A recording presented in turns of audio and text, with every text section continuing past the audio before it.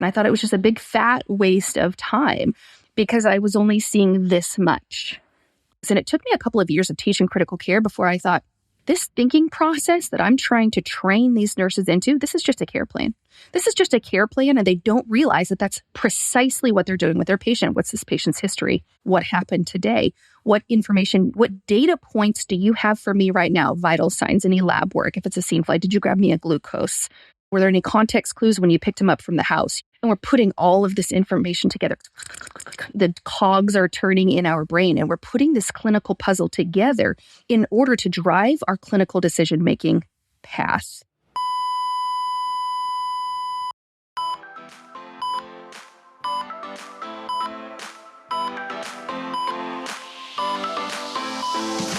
Hey there. I'm your host, Sarah Lorenzini, a rapid response nurse and educator who loves telling stories to teach critical thinking. This podcast is for nurses who want the knowledge, skills, and confidence to respond to any emergency. With almost 20 years of experience in the ER and critical care nursing and a master's degree in nursing education, I have a lot of stories to share, and I love to nerd out and break down the pathophysiology, pharmacology, and nurses' role in emergencies. Stories bring learning to life. It is way easier to learn from and remember the stories that my colleagues and mentors have told me than anything I've read in a textbook. And that is why I made this podcast. Every episode is packed full of exactly what you need to know to handle whatever crisis that could arise on your shift. It's one thing to get the right answer on the test, but knowing how to detect when your patient is declining and what to do when your patient is crashing is what will make or break your day and might just save your patient's life. Welcome back to the Rapid Response Run podcast. Today, we're talking about nursing care plans. Now, before you tune me out, wait till you hear who I have as my guest to talk about nursing care plans. If you thought you had never used care plans as a bedside nurse, let me introduce you to a badass flight nurse who might actually change your mind. So, Gwenny, welcome to the podcast. Thank you so much for having me, Sarah. I'm so glad to be here today. Glad to have you too. So I met Gwenny via Instagram because I saw her amazing educational videos and was like, okay, I like this chick's vibe. Let me read you her bio because I think it's the best bio I've ever encountered. All right. Gwenny is an EMS educator at heart who sprouted her roots in the ER and HEMS. She believes learning should be fun and lives for those aha moments when her students come alive with curiosity and a hunger for growth. Frequently called a, quote, intense for her fast-paced and loud persona, but Gwenny's ability to slow it down and connect with her patients and treat their humanity along with their pathology is her superpower. When she's not in the ED, a helicopter, or the classroom, she enjoys destroying her opponents at pickleball and cooking an exorbitant amount of food. Her 3 children are the light of her life, but they also exhaust her to no end. And Gwenny is a connoisseur of Diet Coke, can, fountain, bottle, all the above. And her blood type is Torchy's queso. Gwenny, I'm so glad to have you today. Welcome to the podcast. Thank you so much. All right. So, Gwenny, you are an ER and a flight nurse and an EMS educator. You, of all people, should be in the nursing care plan suck crowd. I mean, like, who has the time to go through the nursing process or create a nursing diagnosis or a plan of care for a patient in the back of a helicopter? So please do expand upon this idea. Absolutely. So I, just like every single nursing student in the history of American nurses, also shit-talked care plans. This is so useless. This doesn't, I'm not going to learn anything from this. A waste of my time. And going and looking at the patient's lab values and, looking at their vital signs and trending them over the last however many days of their hospital stay and looking at their history and reading the HPI from the physician and reading their CT read reports. And we're putting all of that together. And I thought it was just a big fat waste of time because I was only seeing this much. I was looking right here, right? Because we were just nursing students. And then as a new grad, and I tell people this all the time, nursing school does not prepare you to be a nurse in your specialty. It gives you a baseline knowledge, and then you have a minimum. I started out in the ER, and I had a 6-month orientation. I think it's that way in the ICU as well. Probably shorter in some of the other specialties, but it's a tall learning curve. Have you ever heard of the Dunning-Kruger effect? Yes. It's a graph where your x-axis is knowledge and experience and your y-axis is confidence. And so we graduate nursing school and our confidence is so high. We think we know it all. And I'm so smart. I am so right. And I was there. I was riding the top of that Dunning-Kruger effect. And then you get a little bit more knowledge and experience and your confidence crashes and you're like, oh boy, I have zero clues what I'm doing. As a matter of fact, I'm going to just go ahead and close this chapter and I'm going to go water flowers at Lowe's. That's my fantasy career, is watering flowers at Lowe's, where I'm not responsible for the lives of human beings. I will definitely kill all of the plants. But I mean, low level of accountability there. Responsibility, yeah. Yeah. Not a lot is going to happen if I kill a few plants. But as I continued my career and I worked in the ER for 3.5 years before I started flying. And then I flew for a couple of years before I started teaching critical care. And that's my full-time job. I just traveled the nation teaching flight medicine for a company called Impact EMS. And now I see, and especially teaching medics and nurses, my classes are usually some nurses with some medics. Usually it can be a little heavier on medics because we go and teach at pre-hospital agencies. But I watch how medics think. I watch how they learn.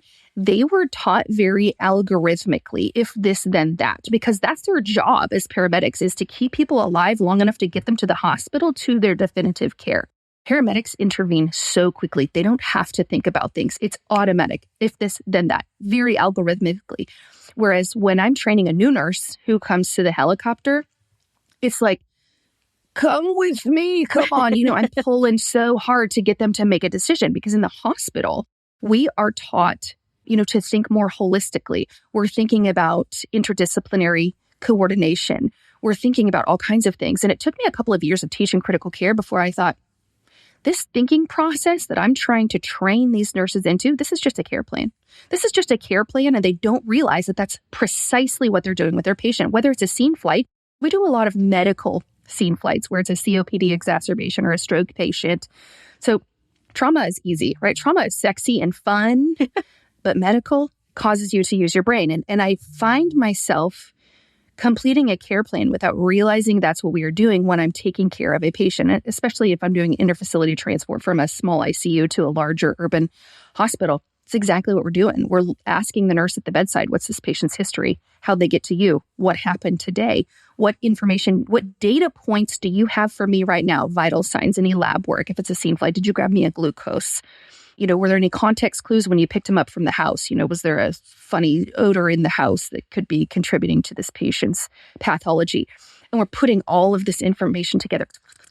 The cogs are turning in our brain, and we're putting this clinical puzzle together in order to drive our clinical decision-making path.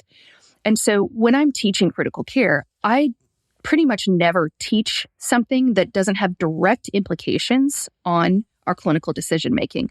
Like, yeah, it's cool if you know every step of the Krebs cycle, but really what's important about aerobic cellular metabolism is we're asking for the necessary ingredients of sugar plus oxygen. We're metabolizing it and we're coming out with 36 ATP, and our waste products are CO2 and water, right? And so clinically, we have to make sure that we have those necessary ingredients so that we can produce the energy. And then we have to know how to get rid of these waste products, right? We're looking for renal function. We're looking for an appropriate respiratory rate to blow off that CO2.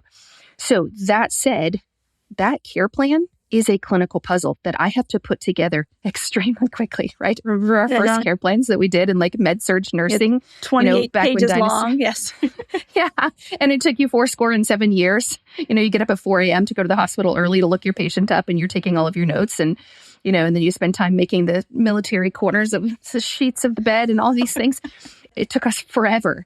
And on the helicopter, we can do that in minutes, right? Yeah. Because we become so proficient. And you as a rapid response nurse, when you walk into a room where somebody has called a rapid response, you're doing the same thing. Right. You're pulling together all this information. You're asking the nurse at the bedside, what happened in the last 5 minutes leading up to this rapid response? What happened? What were they like at the start of your shift? What was your assessment like? We're putting together all of these pieces, and we are forming a care plan, right? We're not putting it in the computer, the care plan, but we are deciding, what's my priority here with this patient? What do I need to do to stop them from circling this drain?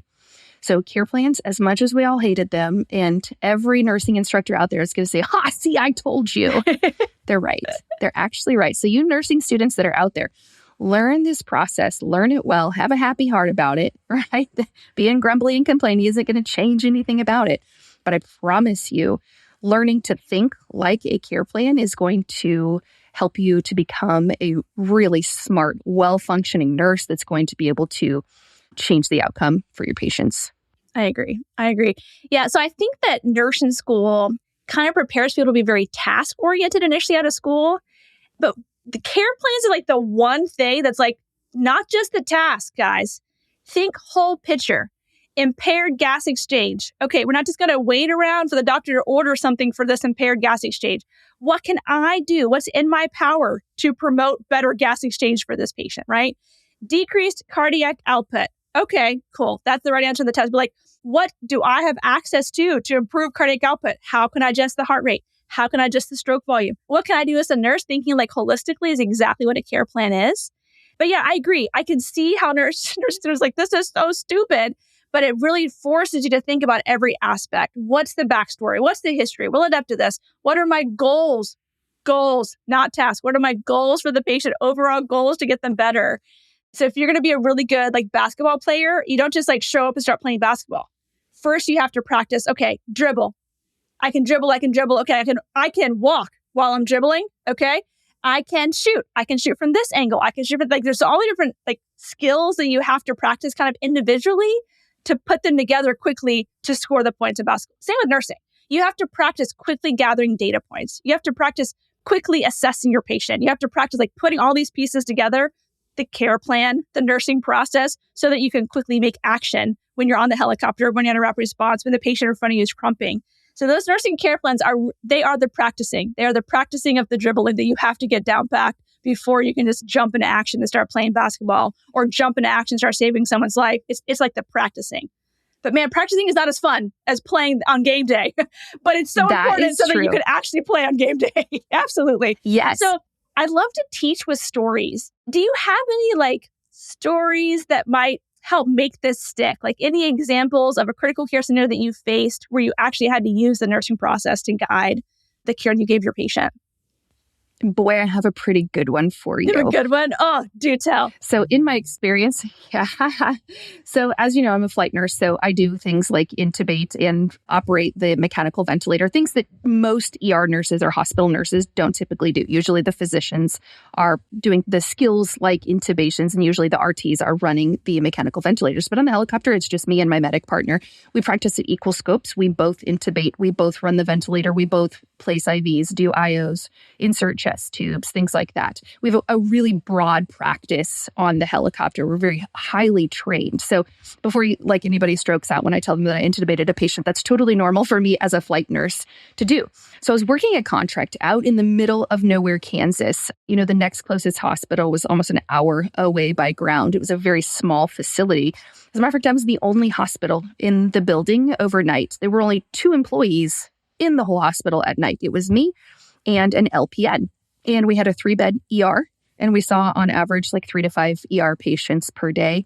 We had labor and delivery with a couple of rooms, and we delivered maybe 3 babies a month. So that was pretty rare. And then we had inpatients, and I've never been an inpatient nurse. So my first night at this contract, I was the only nurse in the building. I was the charge nurse, and I had to learn right then and there how to take care of inpatients, which I had never done. So I was looking up a lot of things online. Like, I have no idea what this medication is. I got to look it up before I give it. It's a pill. I just give IV drugs. I'm a flight nurse. I know. Like, how do I get this in someone's body?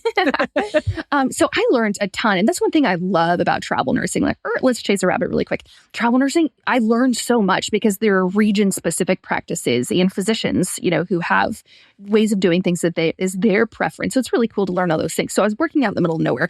We didn't even have a provider in the hospital at night. And we had to call someone in. There were a few family physicians, but that particular shift, it was a weekend, and all of the local physicians were off. And so we had a locum covering. If you're unfamiliar with locums, it's essentially travel doctors.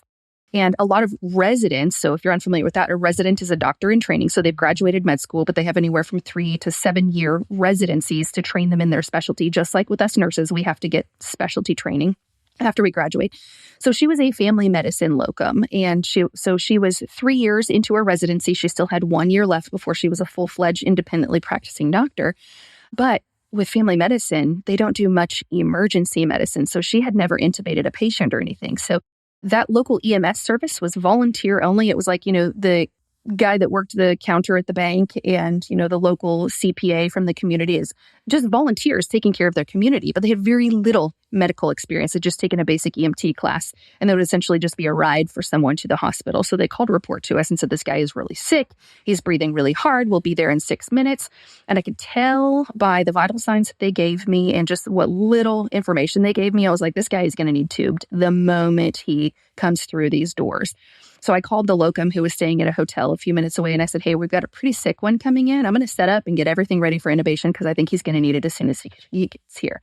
The patient got there before her, and it was me and the LPN, who actually was a clinic nurse who just picked up that open shift that night. So she wasn't familiar with the in-hospital kind of operations. And the patient came in, obviously no IV access yet because they were EMTBs, so they can't place IVs in Kansas. And so I asked the LPN, I said, hey, can you place a couple of IVs? I'm going to do some things to pre-oxygenate this patient and start setting up for intubation. She said, I've never placed an IV. I don't know how to do that. I was like, no worries, fam. I can do that. Can you put the patient on fast patches? And she said, what are fast patches? And I was like, oh boy. And I told the EMTs, I said, please don't leave. We're going to need extra sets of hands.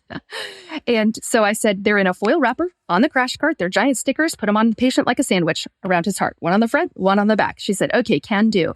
So I'm pre-oxygenating the patient. I'm going through my checklist that I have memorized in my head. The provider walks in and she's got teacup saucers for eyes. And I didn't want to step on her toes. I had just met her that day. I said, hey, would you like to intubate this patient or what can I do to help you? And she said, do you feel comfortable doing it? I was like, absolutely. I got you. And so I was a little bit worried on the inside because I thought normally I have a really strong partner with me. Right. And the two of us, we can take care of very sick patients together.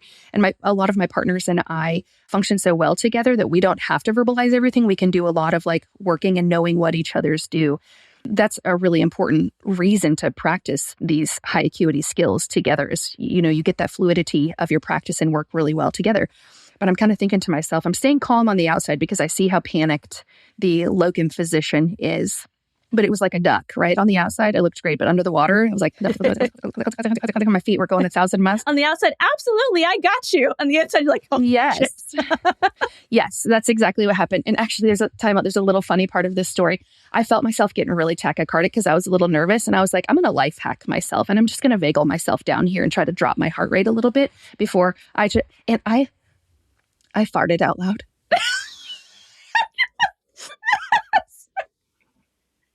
What a great stress reducer. I know. I was like, my bad, everybody. We're just going to stay focused here and let's carry on. Let's carry on with what we're doing. So this guy's in peri-arrest. I just farted in front of the whole room. The provider is still panicked. I've got my bougie. I've got my glide scope out. I've got everything ready. Oh, I put 2 lines in him. I put an EJ and then I was able to get a 20 in his upper arm, which is why I dropped an EJ too, because I didn't trust that little 20 in his upper arm. He's a COPDer, just in exacerbation and just working really, really hard. And I didn't have BiPAP available to me at that time. So anyway, then I'm pre-oxygenating the patient, putting him on the passive O2. And I asked the nurse, the LPN that was there with me, I said, hey, can you draw up? I need 200 of ketamine and 100 of rock. And she said, I don't know how to draw up meds. And I was like, no worries. I need you to get a 10 mil syringe and put a needle on it. And I want you to pull up, I said, show me the vial so I can see what the concentration is. And my hands are busy. I'm, bagging the patient and stuff. And she shows it to me. I said, okay, I need you to pull up this much volume. And I see her grab and she's pulling on that vial and it's barely coming out. And then I realized she has a 29 gauge needle on the syringe, that you would inject lidocaine if you're about to suture someone's face. And I was like, oh, sis, we got to get an 18 on there. Get something bigger. We're going to be here till tomorrow. But everybody had a really great attitude. And my brain was going 1,000 miles an hour, but I was staying calm on the outside and I was thinking ahead. Critical care nursing is like a wall of cogs. If you ever go to the Children's Museum, you said you have a grandson, you probably take him to the science center or whatever you guys have where you live.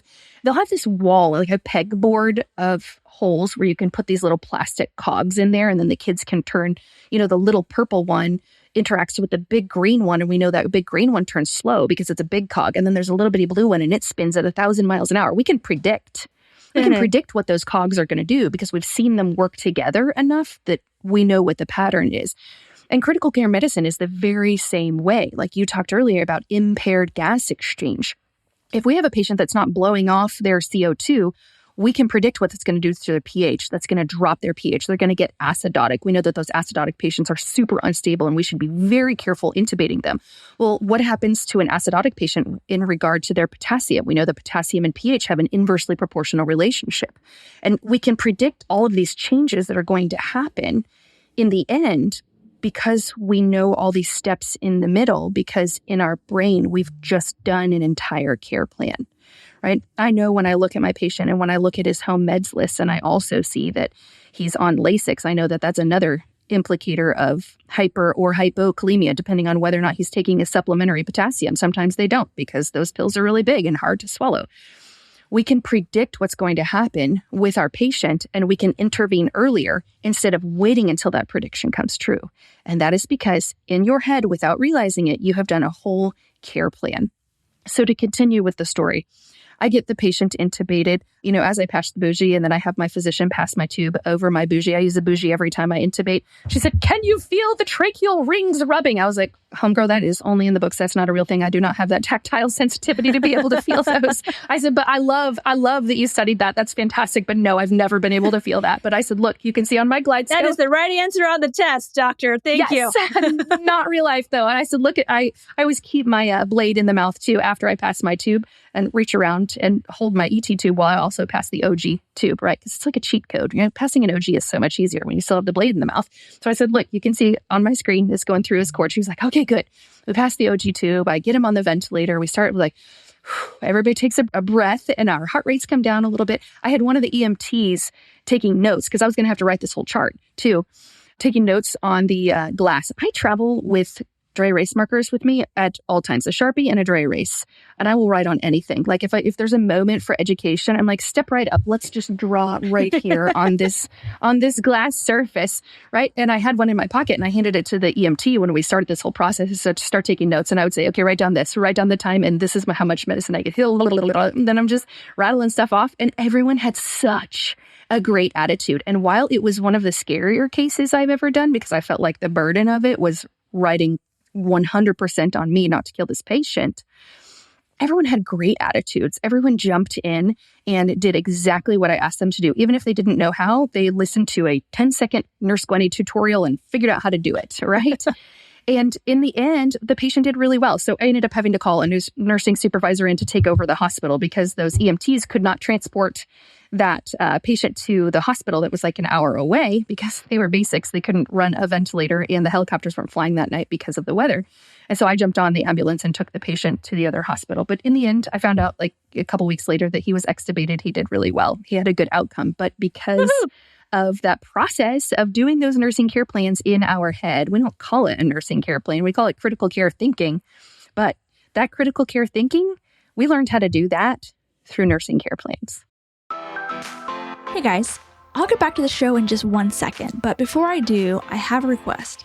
If you have ever gotten any value from this podcast and you want the show to continue to grow, to access more awesome experts in the field, and to keep providing you with more nursing knowledge and inspiration, could you take a minute to leave a rating and a review? Those reviews on Apple and Spotify go a long way in getting this podcast in the hands of more nurses and bringing new guests to the show. And they just make my day to know that my stories and nerdy patho breakdown are helping other nurses thrive, or at least survive. So if you're feeling up to it, I'd love to see a rating and review from you. Thank you so much. Now back to the show.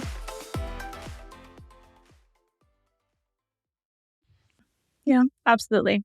So thinking back, what were your big critical decisions you had to make, and how did your nursing care plan experience or practice rather help you make the right decision in that moment? So clinical gestalt is, I often joke, I feel like I'm farmer's insurance. I know a thing or two because I've seen a thing or two, right? Like that physician, like she knew the test answer was like when you use a bougie, you should be able to feel it go grrr along the tracheal rings. In real life, I know that I do not have that tactile sensitivity to be able to feel that, especially in a high sympathetic surge moment. Right.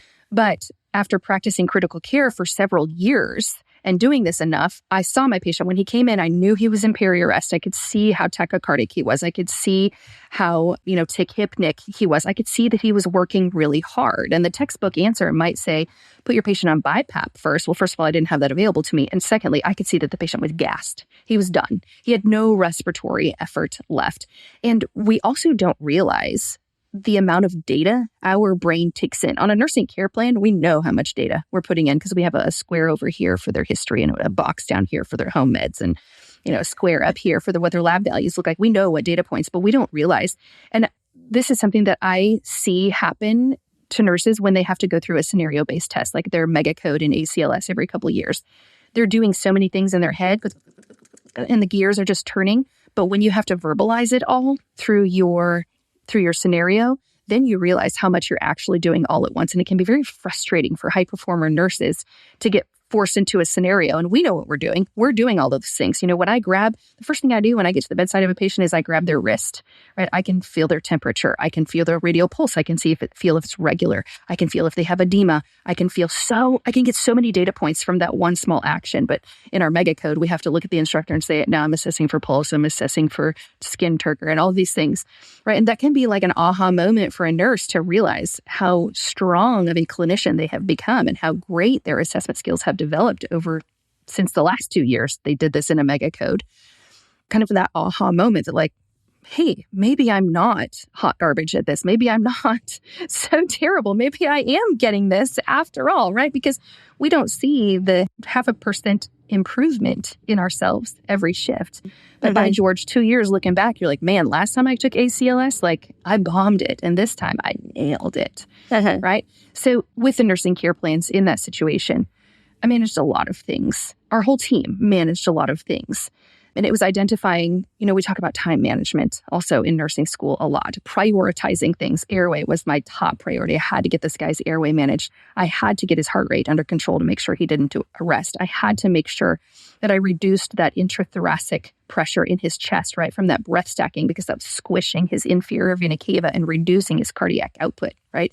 Like you were just saying earlier, if we have a patient with poor cardiac output, what things are available to me to improve his cardiac output before I get a call back from the fellow, right? I could drop their PEEP. I could, extend their E time to allow them to exhale so they're not increasing that intrathoracic pressure. So it's just managing a lot of data points all at once to be able to march forward in the direction that your patient requires to correct their pathology.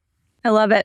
Gwenny, when we had talked earlier, you talked about some of the green flags of nursing. Can you talk about those a little bit too and how it kind of relates to this case or just nursing in general? But I think these green flags are so valuable.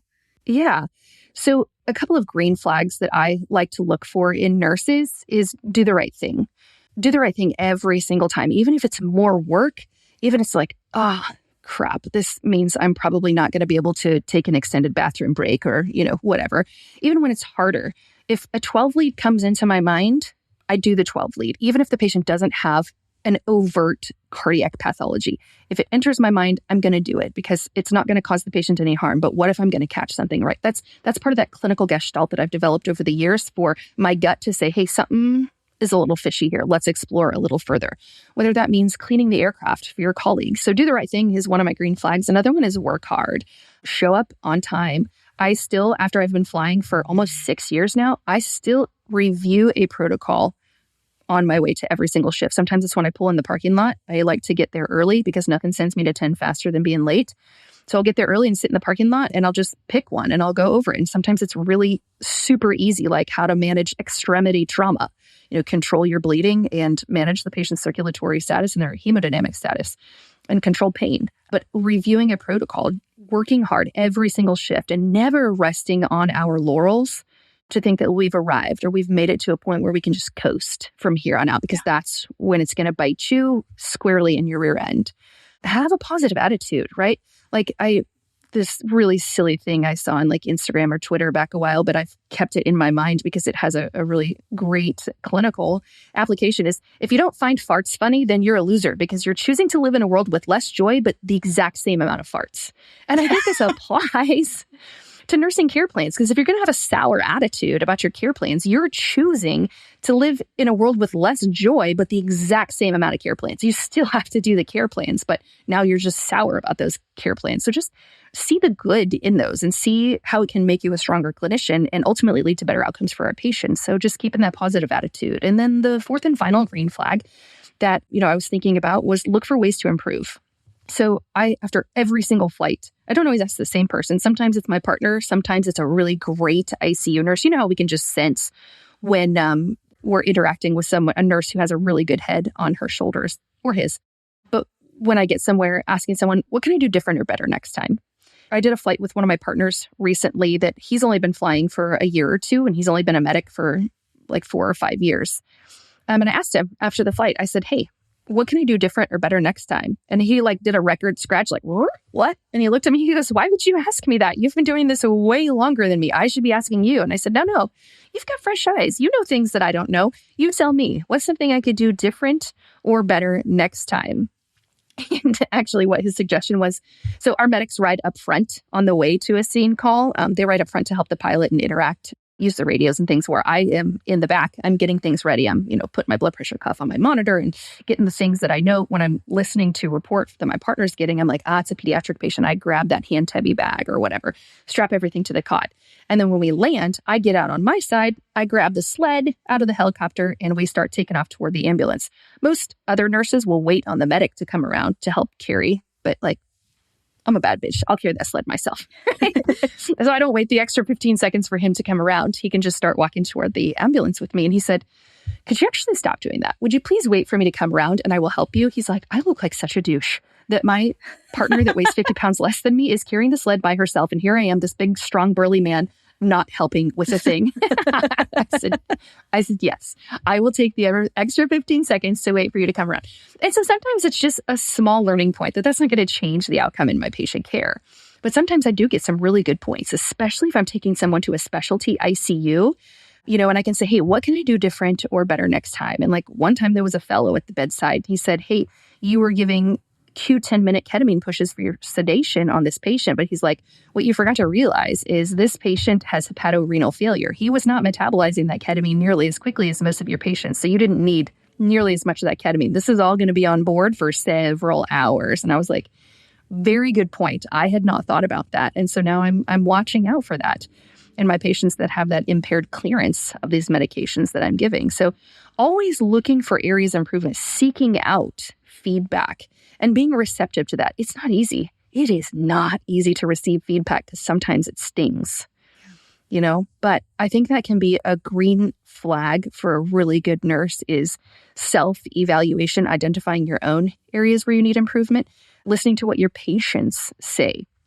and then listening to your colleagues as well to always be improving. Absolutely. So here's the question. These green flags, these qualities are traits of nurses who are stellar. They do the right thing. They work hard. They have a positive attitude. They're always looking for ways to improve. Are those skills or characteristics that can be taught? Or is that just something you kind of have to have innately or intrinsically, before even becoming a nurse? I think that's a really great question. And I think it's both and. I think some of it is lifelong learned behavior, but I have found the longer I am a nurse, the more humble I am and the better I am at these green flags. I remember hearing someone say when I was a brand new nurse in the ER to a patient who said, I can't breathe. And they said, if you can scream, you can breathe. If you can talk, you can breathe. And I filed that away and that's what cool ER nurses say. So I repeated that. I took care of a patient once that said, I can't breathe. And I said, if you can shout at me, you can breathe. And now I look back and I'm like, what? Number one, a rude thing to say. And I just invalidated my patient's entire experience. And I don't say shit like that anymore. When the patient says, I'm going to die, I am on the ready because you only got to learn that lesson one time. When a patient says, I'm going to die, even if they're totally hemodynamically stable, they are going to die. Nobody knows better than the patient. But validating those patient experiences. And I think developing those characteristics can happen, usually through mistakes made. Yeah. How do most of us learn? The hard way. Yeah. And so sometimes learning those lessons the hard way really can help us develop those characteristics. One of my closest friends, World's Okayest Medic podcast, Mike Corencio, I took over his podcast a few weeks ago and I asked him some of these questions. What would 42-year-old Crunch say to brand new medic 21-year-old Crunch? And one of those things was like, be a little bit more humble, like listen to what your patients are saying. I don't remember exactly how he said it, but that kind of reminded me when you asked this question is, would you, Sarah, say that you're a different clinician now than you were as a new nurse? Do you have some more of these qualities now over the nurse that you were 26 years ago? Yeah, like to analyze each one individually. So the do the right thing, I think that has to come from somewhere deep within. No one can be like, now, Sarah, do the right thing. Like that's never a motivator. It really just has to come from within. Work hard, same thing. Some people are just driven to work hard and others are just the type of people who want to do as little as possible, like minimal effort. There's just some people that's just not their priority. But the last two, the positive attitude and the look for ways to improve, that can definitely be something that's developed. I think that the whole positive attitude thing, if there's a problem with the attitude, it's probably a holistic problem, not just like you have a bad attitude as a nurse. There's probably a lot more going on that can be maybe addressed and tweaked and honed in a little bit better. Like think about nurses that don't take care of themselves, or they are in that like burnout state, or they're overworked and under-rested. Like all those things definitely affect your attitude. So it's not like you just have this great attitude all the time that comes from within. There's some external factors that we can kind of manipulate to affect our positive attitude. But yeah, positive attitude definitely makes the shift much more enjoyable and more rewarding. Yeah. And that's contagious. Oh, for sure. It's contagious, right? If you have kind of a crappy unit culture, it takes one person. It takes one person, right? And we all understand the concept of who you work with can make or break your shift. And if you've got somebody who's that negative Nancy the whole time, or if you've got someone that's like, you have a code brown, no worries. Code browns with friends are a little bit more fun than a code brown alone. So let's do it together, right? Turning something silly like, do you want to play so fully? Right? Turn it into a fun situation, right? So yes, having a positive attitude, and it can be really hard to be that one grassroots culture changer from within, but I promise you it's worth it. Yeah, for sure. And then the look for ways to improve. Oh man. So as a new grad, it's kind of scary to ask that question. Like, what could I have done different? Because I know you have a long list for me of what I could have done differently. You expect them to like drop a scroll, right? And it rolls out 11 feet. But as an experienced nurse, 20 years in, now I ask that question. I'm almost begging, like, please, is there anything? Like, I know there's got to be something I could have done better. Like, there's no way I did that perfectly. There's got to be something. I am appreciative and expectant and like grateful for someone who will give me feedback to help me be better. Whereas I think I was almost like a little bit of afraid of it when I first started. But now I'm like, oh, yes, please. Like, I asked the docs afterwards, hey, the way I managed this rapid response, is this the best way I should have handled it? I really appreciate that feedback as to like how I can improve as a bedside clinician. So I've always been the person that looked for ways to improve, but I started out kind of being afraid of that. And now I'm like, please, and thank you for this feedback. To me, it's so valuable. So I can be the best nurse for myself. And also that contributes to the care that I can provide to patients. But to answer the question, I think that, like you said, it's yes and. Like, yes, you have to have these traits innately, but they also can be developed if you are like aware of it and aware that these are qualities that you want to grow in. If I'm not aware how bad my attitude is, I'm just being a jerk and like unaware of it, then I'm never going to grow in that. But if I'm like, okay, no, I want to be the person who says, absolutely, I'm here to help. Who's like, Code Brown, let's do this. I want to be that person. I can be aware of that and like step into that mode. If I want to be someone who is always looking for ways to improve, then I have to use my mouth to ask people to give me ways to improve, right? I can't just like wait for it to come happen to me. So yes, you have to have it innately, but you also can work on those skills and those green flags, like make them kind of flourish. Sure. I'm going to piggyback on the last point there of what you were talking about with looking for ways to improve. It is so much easier to function and to be a great clinician. And it's such a lighter burden to carry if we are open to receiving feedback. one of my best friends and one of my mentors, she's been a flight paramedic for 22 years for a very well-known flight company here in the United States. And she says, anytime she tells me something, she says, but I could totally be wrong about that. And we were talking about that concept. And she said, do you know how much easier it is? Like what an easier burden to carry than having to be perfect all the time. If I demand that I am right all the time, like what a burden. But if I'm open to the idea, and I actually have this quote on my resume, and I have for probably 5 years, in purple on the bottom right-hand corner, it says, I'm open to the idea of being wrong. And I saw it originally on Med Twitter in a conversation between a couple of physicians. I'm open to the idea of being wrong. Like someone had attacked him on something that he had posted. And he said, I'm open to the idea of being wrong. And so that is a way that we can foster growth and conversation in such a non-aggressive way to help us all become better. And as a high performer, and I've often been told I'm not type A, I'm type double A, right? I'm really intensely type A. I've demanded perfection from myself for a very long time. And I kind of had this is a whole different podcast, but a life implosion at 34, and it really changed the way I thought and believed and behaved in a lot of ways. And now, I sleep so much better. I don't need 2 Benadryl and 30 milligrams of melatonin to sleep anymore because I'm open to the idea of being wrong. I don't have to be perfect and spot on and do everything right all the time. I'm open to the idea of I was wrong about that. I've changed my mind and now I think this, So if you're open to the idea of being wrong, and if you're open to receiving feedback, what a lighter burden to carry than the expectation of perfection 24/7. For sure. And gratitude for whenever you are able to be corrected. Thank you so much for pointing that out to me. I feel a little embarrassed. Gratitude is the overwhelming emotion right now that I was able to correct this rather than embarrassment or shame or anything like that. Yes. But yeah, I'm with you. My drive is to always be right. That is always that's always my goal, right? I want to be right at everything. Yes. But I've learned from experience, there is no way I can learn all things. I will never, if I'm a nurse for 60 years, ever learn all the diagnoses and all the treatments. And even once I do learn things, well, they're going to change them in 5 years when new literature comes out to tell me that the way I've been doing it's been wrong for 20 years, right? So I have to be humble to the idea that I am capable of being wrong. And I am also excited about the opportunity to learn how to do it right. Oh, yes. And I think that having that approach, you sleep a lot better and you give better care to your patients. Yes, I would agree 100%. Yeah. You could do a whole podcast on gratitude and the benefits of practicing gratitude. For sure. I'm a big believer. All right. Podcast number 2 with you, Gwenny. We'll have to clear our gratitude podcast. So let's wrap it up. If you had some wisdom to give, say someone who's in nursing school right now that is just hating care plans. These suck.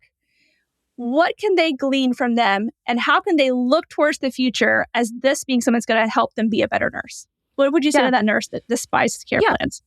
I would ask them, what is your end goal? What do you want to do? A lot of us that go into ER nursing, flight nursing is kind of an end goal for a lot of people. And so if they said, I want to be a flight nurse, I would say, okay, this is how you're going to get there. Getting good at care plans and doing this without a piece of paper and a pencil in front of your hands. Right now, it's time to do it with the pencil and paper. But in a couple of years, you're going to be doing this sans pencil and paper. You're going to be doing this in your head. And then a few years after that, you're going to be doing it rapid fire without even realizing that you're doing it. So this is a means to an end. So identify what your end is. Identify if you want to be an ICU nurse and then CVICU and then go to CRNA school.